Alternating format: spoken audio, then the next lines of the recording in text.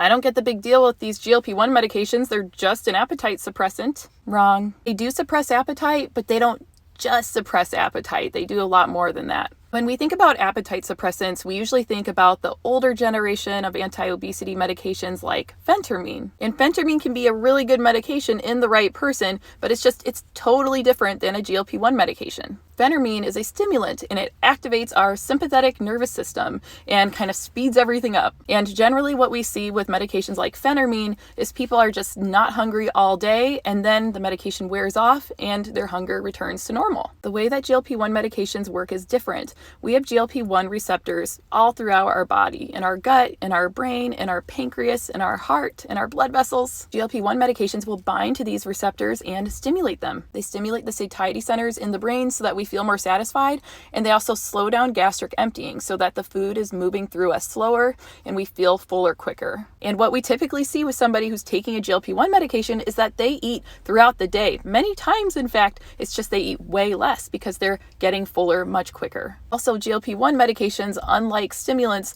are going to help manage other chronic disease states. They bind to the pancreas and help regulate glucose levels. So this is going to be really important for people with things like PCOS, insulin resistance, prediabetes, diabetes. Insulin resistance can affect our hunger hormones such as leptin, and treating that with a GLP-1 medication can help regulate those hunger hormones. In more recent studies, this class of medications is also showing benefit for all sorts of other chronic health conditions, including improvement in some types of chronic kidney disease, improvement in cardiovascular disease, including less heart attacks and strokes. There may also be a potential benefit for memory and inflammation.